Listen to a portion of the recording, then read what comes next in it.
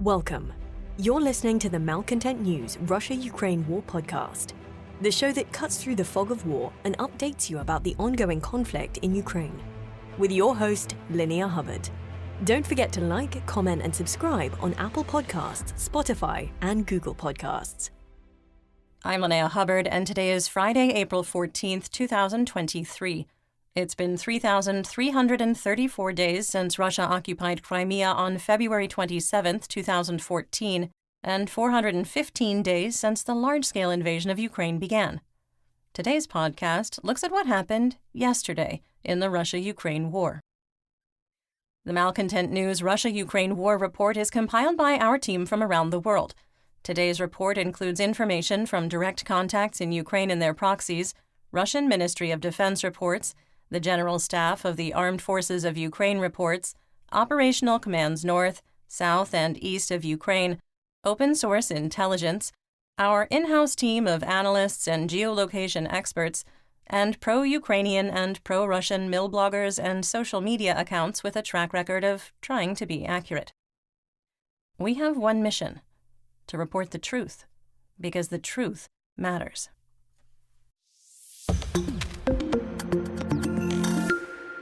Some housekeeping. Due to the volume of content in the Situation Report, today's episode will be released in two parts. The first part will contain the daily assessment and regional updates, and the second will cover theater-wide updates, war crimes, and geopolitical and economic news. Let's start part one with our assessment of the current status of the war. First, Ukrainian forces have started to set conditions for an upcoming counteroffensive that will start in the next 14 to 28 days, dependent on the weather. Second, the fallout from the security breach at Otis Air National Guard Base in Sandwich, Massachusetts, where an airman with the Massachusetts National Guard allegedly removed and intentionally distributed over 300 secret and top-secret documents, will reach the highest levels of the Pentagon. Third, we believe a large-scale Russian missile strike between April 14th and April 22nd remains possible. Fourth, the Russian VKS and naval forces are experiencing a critical shortage of precision munitions, with the Russian Air Force relying on GLONASS-guided glide bombs to attack border regions of Ukraine. This can go without saying going forward. Fifth, the Russian Federation armed forces are combat ineffective and have exhausted their combat potential except in the Bakhmut operational area. Sixth, we maintain the Ukrainian defense of Bakhmut has reached its final phase, and Ukrainian forces are executing a planned retrograde operation. Seventh, Russian forces are experiencing a theater-wide shortage of non-precision artillery munitions, particularly anti-tank guided missiles or ATGMs. Eighth, we maintain that short of using chemical, biological, radiological, or nuclear, also known as CBRN, weapons, the Russian military will continue doing everything possible to capture Bakhmut, regardless of the cost. And finally, Russian white nationalism connected to the Russian Orthodox Church and senior policymakers within Russian President Vladimir Putin's orbit are fueling religious and racial tension that is accelerating in the North Caucasus.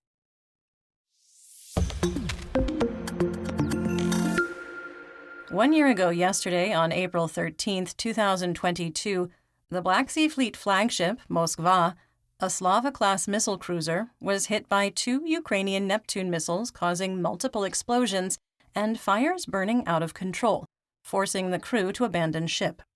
The vessel rolled on its port side and sank several hours later. The number of dead among the crew of almost 500 is officially unknown, but ranges from dozens to over 200. In Mariupol, the siege entered its 43rd day, with Russian forces capturing the Ilyich metal plant. Between 30 and 50 Marines with the Ukrainian 36th Naval Infantry Brigade surrendered. Members of the Azov Battalion, who were cut off from the main force of Ukrainian defenders, staged a breakthrough of Russian defensive lines and reached Azovstal. If you're looking for more information about that breakthrough and the defense of Azovstal in general, you should watch Yulia's Tougher Than Steel Defenders of Ukraine playlist on YouTube. That's YEWLEEA. And you should definitely watch all of the interviews. In Kharkiv, A 13-kilometer-long convoy of Russian military vehicles was stuck between Kupiansk and Izium. In the Donbass, occupation leaders used forced conscription to create the 103rd, 109th, 113th, 125th, and 127th Motor Regiments, which were all understaffed. Russian units in Voloiki, Russia, who were sent for consolidation and resupply from Belarus, were reactivated into Ukraine with no support. Reportedly, Russia's supreme commander for forces in Ukraine, General Alexander Dvornikov, was given a deadline of May 9th, that's Victory Day, to capture Luhansk and Donetsk. Our team prophetically wrote in the situation report, quote, Ukrainian forces defending the western region of the Donetsk Oblast and the southern part of the Kharkiv Oblast may be overrun in a large-scale offensive. Still, Russia is incapable of holding territorial gains with its available resources. We maintain that the pending battle for the control of eastern Ukraine will be a bloody quagmire for the Russian military. End quote.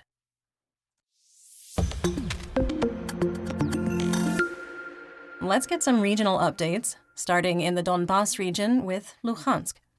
The operational tempo in Luhansk continues to slow, with a spokesperson for Operational Command East, or OKE, Colonel Serhiy Cherevati, saying that there were 337 artillery, mortar, and rocket strikes from Berestova at the Luhansk-Kharkiv administrative border to Bilohorivka in Luhansk. In a sign that Russian combat strength has reached a critical state, Chechen Akhmat forces, which usually serve as blocking troops, and Rosgvardia in the third echelon, have been moved to the front lines. In the Svatova operational area, the Svatova Region Psychiatric Hospital in Sosnovi was hit by 3 rockets fired by HIMARS, targeting the boiler house. We had previously reported that the facility had been turned into barracks for Russian troops at the start of 2023. Officials with the Luhansk People's Republic, or LNR, did not report any casualties.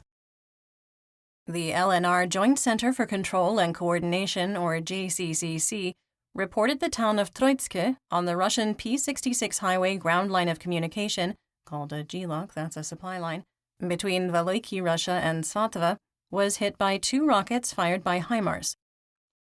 In the Kremina operational area, mercenary mill blogger Wargonzo reported a Ukrainian offensive in the direction of Krivoshivka, which reached the P7 highway. In our assessment, they are likely referencing the video which showed a failed Russian advance on Novoselivske that resulted in the destruction of Russian tanks west of Krivoshivka on the same road. Wargonzo also claimed that Russian forces attempted to advance in the direction of Makiivka and Nevske without success. Further south, Wargonzo claimed there was continued positional fighting in the forested areas west of Kremina in the directions of Torske and Yampolivka, with no change to the line of conflict. South of Dibrova, the Russian VKS destroyed the 500 220 kilovolt substation complex using Fab 500 SE GLONASS guided glide bombs. An unnamed spokesperson for the Luhansk Oblast reported fighting in the same area. Positional fighting was also reported in the Serebryansky woods, closer to the Seversky Donets River. The LNR JCCC reported that Rubizhne was hit by rockets fired by HIMARS twice in 40 minutes. The first strike was by 8 rockets, and the follow-on attack involved 4 more. The General Staff of the Armed Forces of Ukraine, or GSAFU, reported continued fighting in the area of Bilohorivka, still the one in Luhansk, with no change in the situation.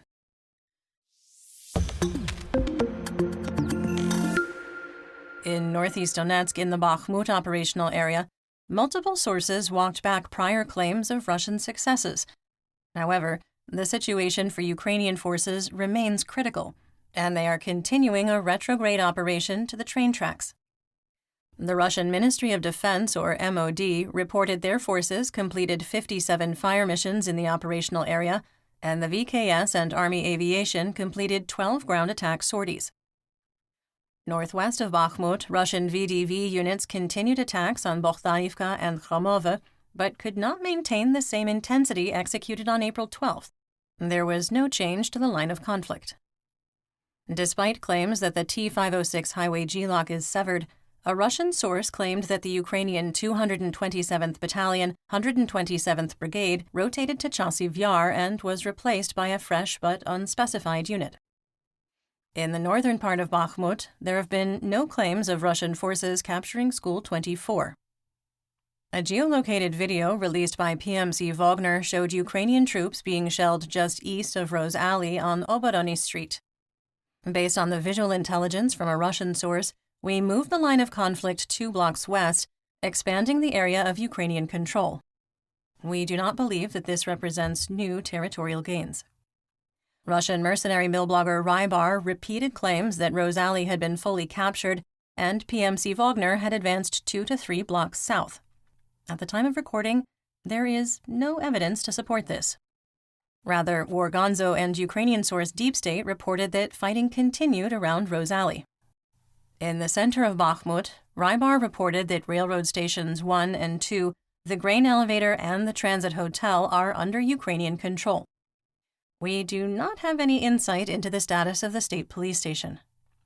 The Russian MOD reported continued fighting in the, quote, central quarters of the city and made no claims of territorial gains. Russian sources claim Ukrainian forces reportedly maintain control of the central bus station on Kosmonaftov Street, adjacent to Verkhny Park.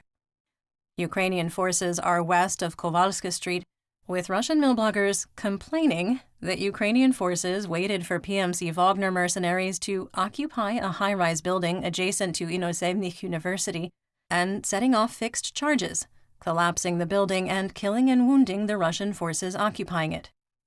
How very dare they employ strategy? Russian sources were circulating a video of PMC Wagner mercenaries holding a flag, claiming it was proof the central district was fully captured. The image was geolocated to the building adjacent to the Bakhmut administration building, 500 meters from the Bakhmutovka River and a kilometer from Railroad Station 1. This area has been under PMC Wagner's control for almost 2 weeks. After Deep State's gloomy April 11th report, the Ukrainian source wrote, quote, "The enemy," he means Russia, "continues its assaults, but only has success on Telegram," end quote. A geolocated video showed Russian forces being attacked by artillery at Avangard Stadium, providing confirmation the Ukrainian hardpoint is under PMC Wagner's control. Based on this intelligence, we adjusted the map and moved the line of conflict to Kovalska Street. Russian reports that Ukrainian defenses on Korsunskoho Street have been breached and PMC Wagner mercenaries have reached Tchaikovsky Street are false. Rybar reported that schools 2 and 40 and the MiG-17 area remain under Ukrainian control due to the strong, quote, fortress maintained by the ever-impressive 93rd Motor Infantry Brigade. An over 2-minute-long geolocated video showed Ukrainian-aligned Chechen fighters with the Sheikh Mansour Battalion walking from the apartment buildings north of School 40 almost to Korsunskoho Street. The area has been heavily shelled since the White Angels evacuated 3 people and 2 wounded Ukrainian soldiers on April 9th. There is no sound of small arms fire or artillery, and the squad of Ukrainian troops appears relaxed. A separate video from PMC Wagner shows the area around School 40 being heavily shelled, further reinforcing that Russian troops have not breached Ukrainian defensive lines. At this point, travel on the T-504 highway G-Lock is likely extremely dangerous, if not impossible. There were no reports of significant fighting north of Ivanivske for the second day in a row. Assessment here? While PMC Wagner and the Russian MOD appear to have called a truce in their political war, we are seeing little evidence that Russian airborne or VDV units are doing much fighting on the northern or southern flanks after they failed to advance on April 12th. As previously noted, the Kremlin prefers to use proxy forces and indigenous units from the 1st and 2nd Army Corps to mask casualties and avoid financial liability for survivor and veteran benefits. While Yevgeny Prigozhin may believe he's scored a political win, we see no evidence that the Kremlin has stopped its efforts to render the Wagner Group impotent and eliminate a broader threat from so-called turbo-patriot Prigozhin and his political supporters. We maintain that Moscow, with the backing of Prigozhin, will not stop their attacks on Bakhmut, even if Ukraine were to launch its spring counteroffensive, until the city is captured and brought under military control. In the Kostiantynivka direction, Russian VDV forces attempted to improve their positions west of the Seversky Donets-Donbass Canal with an attempted advance on Pretechne. They were about as effective as PMC Wagner has been over the past 3 months, which is to say, they were unsuccessful.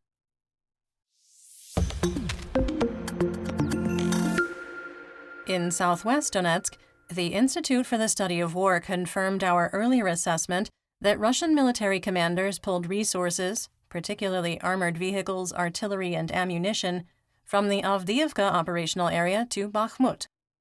This provides additional validation to our long-standing assessment that Russian Federation armed forces are combat ineffective and have exhausted their combat potential. In the Avdiivka operational area, a geolocated video showed that Russian forces had captured a series of trenches on the tree line adjacent to the H-20 highway west of Novobakhmutivka. Based on this information, we moved the line of conflict west and expanded the gray area in the direction of Stepova. Russian forces continued attacks in the direction of Avdiivka from Opitne and Kruta Balka without success.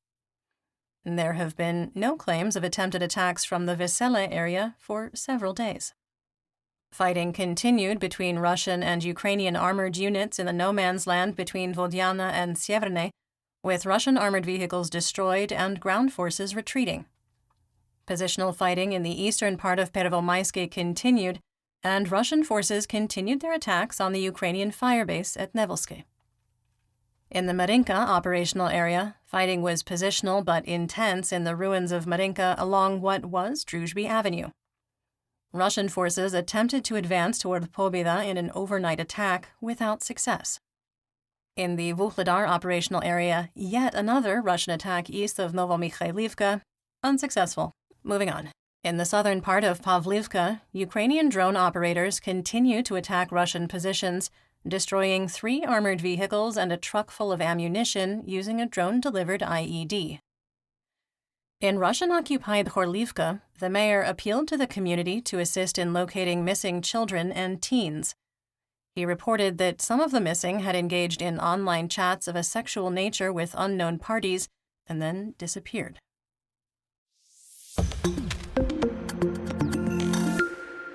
Moving on to Zaporizhia. In the Orehiv operational area, a Ukrainian kamikaze drone destroyed a Russian BMP infantry fighting vehicle, or IFV, on the T-408 highway north of Robotine. The International Atomic Energy Agency, or IAEA, released an update on the status of the Zaporizhia nuclear power plant, or ZNPP. The facility is still powered by a single 750 kilovolt power line. Quote, with Ukraine saying military action is preventing its experts from safely accessing the location situated in territory it controls, end quote, to repair the damaged 330 kilovolt line in the Nikopol Rayon, according to IAEA Director General Rafael Grossi. He added, quote, underlining the crucial need for an agreement to protect Europe's largest nuclear power plant during the military conflict, IAEA experts present at the site continue to regularly hear shelling in the area. Near the plant itself, 2 landmine explosions occurred outside its perimeter fence, first on April 8th and another 4 days later. End quote. Energoatom reported the blast on April 12th occurred near the control room of Reactor 4, and Rosatom confirmed to IAEA inspectors it was a landmine detonation for unknown reasons. Plant operators will be moving Reactor 6 to cold shutdown due to warmer weather and less need for steam generation. Additionally, the 9 mobile boilers brought to ZNPP to prevent pipes from freezing and other equipment damage have already been shut down, and the rest will be deactivated in the coming days. According to the IAEA, the staffing situation at ZNPP remains complex and challenging. Over a third of the original staff of over 10,000 have left the area. Some of those remaining have signed work contracts under a newly formed Russian operating organization, and some remain employed by Energoatom. A significant number of the latter are now on call, with the rest, mainly key operating staff, still working at the ZNPP under the direction of Russian-appointed management. Grossi also expressed deep concern about a large troop buildup in the plant area, reiterating that combat should not be fought for control of ZNPP. Russian collaborator and occupied Zaporizhia administrator Vladimir Rogov reported a, quote, loud, extensive explosion in Melitopol, initially claiming it was air defense. Later, he stated that Russian forces had shot down a drone. Confirming our prior assessment that the easiest way to determine if Rogov is lying is to see if his lips are moving, the Russian occupation authorities in Melitopol reported several drones had struck the city.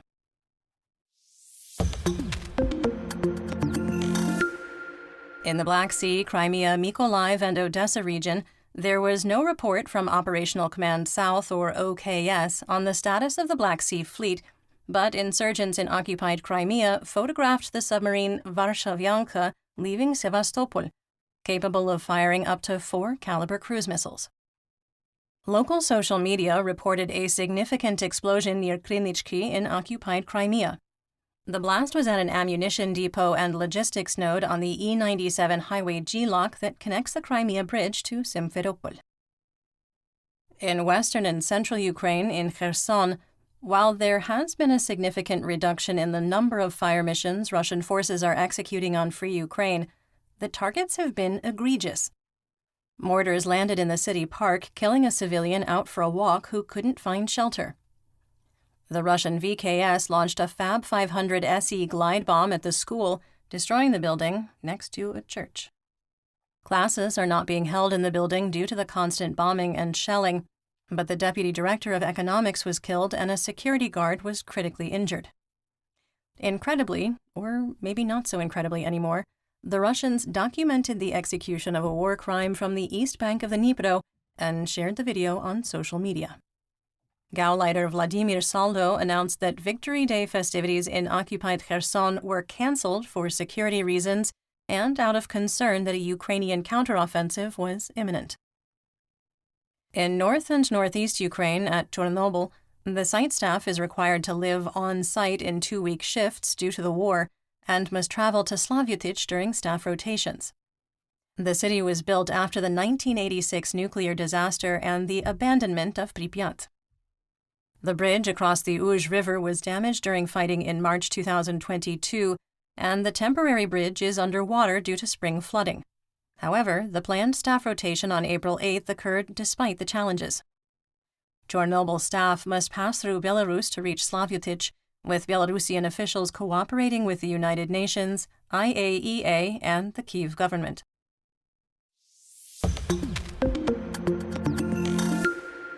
And that's it for Part 1. Join me for Part 2 as soon as I finish it. Until then, stay safe, everyone.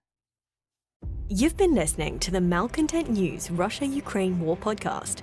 To help keep us independent, please consider providing financial support by becoming a patron. Want on-demand news in your hand? Download the Google News app and make Malcontent News one of your favorites to receive breaking news updates. Thank you for listening.